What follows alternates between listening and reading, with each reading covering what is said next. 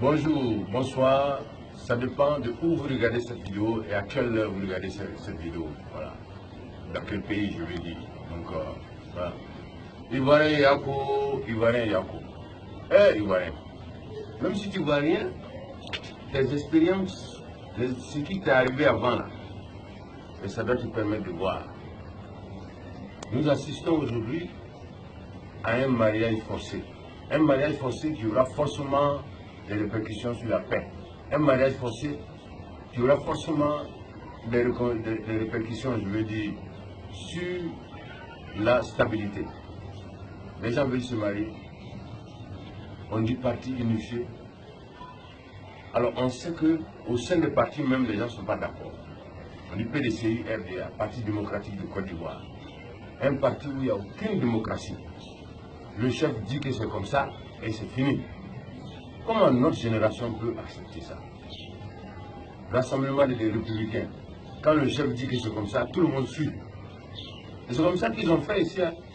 Tout le monde a suivi Babou. Un pays. Tous les gars ont suivi Babou. Ils ont suivi Babou jusqu'à... Les gens sont venus le prendre pour le mettre en prison.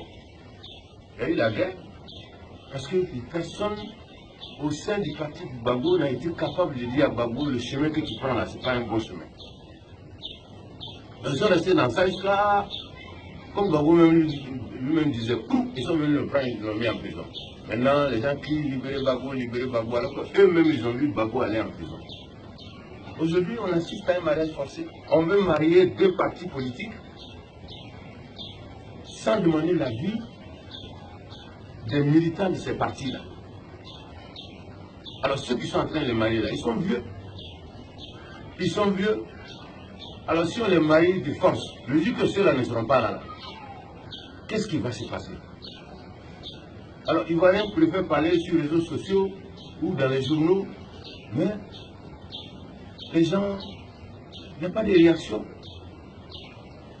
Ne nous retardez pas, hein, parce que nous on a envie de créer les États-Unis d'Afrique. Dans les années 60 là, il faut nous a retardé aussi. Parce que vous ne les entendez pas avec Kwame Nkrumah, tous ceux qui voulaient unir l'Afrique, la plupart étaient en désaccord avec Oufoué. La Côte d'Ivoire, c'est le poumon économique de l'Afrique de l'Ouest.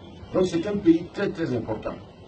Qui dit unité, dit économie, qui veut avoir la force doit avoir une force économique aussi. Et la Côte d'Ivoire fait partie des pays moteurs de l'Afrique de l'Ouest, sinon de l'Afrique. Alors aujourd'hui, on décide de créer un parti unifié.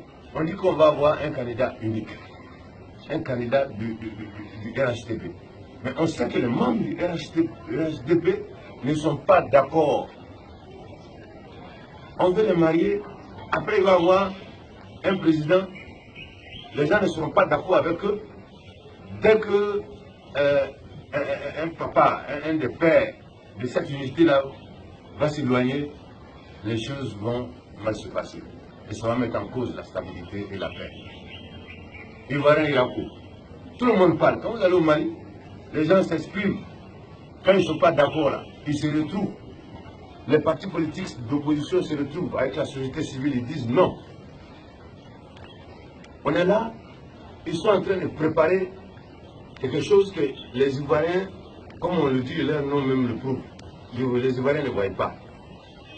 Les mêmes causes produisent les mêmes effets. Choisir un candidat là, c'est ça que ça nous a créé des problèmes dans le passé.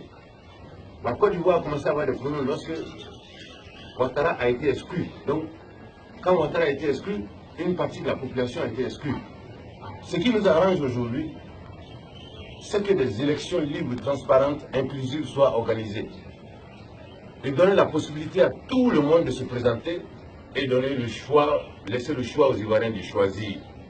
Et que le président de la République, Alassane Ouattara, et son grand frère Henri Konan Bédié arbitrent, assistent, arbitrent les élections en tant que père pour qu'un jour ils soient les garants de la stabilité. C'est-à-dire quand on va avoir des problèmes, qu'on puisse dire, ah, on va aller voir Bédié, on va aller voir Alassane pour demander conseil. Le mariage forcé, vous savez que le mariage forcé, ça ne marche jamais. Il y a trop d'hypocrisie dedans, il y a trop de coups bas dedans. Et c'est ça qui est en train de se préparer, personne ne parle. Ivoirien Yako. Là, il est là, au nom de Jésus. C'est incroyable.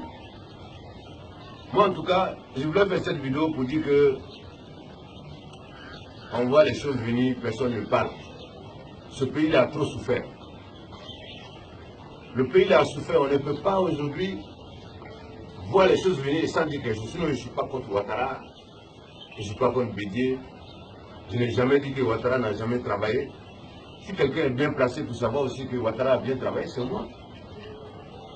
J'ai des preuves. Il y a un pont dans mon village. Moi, je ne pensais pas que de mon vivant, le pont là allait être fait. Ce pont là est fait aujourd'hui. C'est un pont qui relie mon village à la frontière de la Guinée. Et ce pont là a été fait. On n'a jamais dit que Ouattara n'a pas travaillé. On parle de demain. Après Ouattara, là, qu'est-ce qui va arriver à la Côte d'Ivoire? Qu'est-ce que nous, on va devenir? Est-ce qu'on va retomber dans la guerre? Ou bien on va connaître la paix définitive? C'est ça la question. Ivoirien Yako. Ça, c'est mon avis sur l'actualité sociopolitique. Je ne suis pas contre quelqu'un. Je veux simplement dire ce que je pense en tant qu'Ivoirien, africain d'origine ivoirienne. Voilà un peu mon avis sur l'actualité politique. Mariage forcé ne marche jamais. Et nous sommes en train d'assister à un mariage forcé qui aura forcément des conséquences sur la paix et la stabilité de la Côte d'Ivoire. C'est-à-dire qu'on va faire 10 pas en avant et puis 20 pas en arrière. Et nos enfants, qu'est-ce qu'ils vont devenir dans ce pays-là? Ivoirien Yako, mariage forcé, c'est pas bon. Élection libre, transparente, inclusive, arbitrée par Alassane Ouattara et son grand frère Ali Koura Bédié. C'est ça qui peut nous sauver. Ça, c'est mon avis. Hein. Gardez cette vidéo. Parce qu'avant, j'ai chanté. J'ai parlé à Bédié avant, il n'a pas écouté. J'ai parlé à Abdeyi, il n'a pas écouté. J'ai parlé à Babou, il n'a pas écouté. Voilà mon avis. C'est mon avis. Hein. Je peux me tromper, je suis un homme. Un humain. Mais je pense que ce que je suis en train de voir, mariage forcé là, ça ne marchera jamais et ça aura forcément des conséquences sur la paix et la stabilité de notre pays. Rastafari, Africa.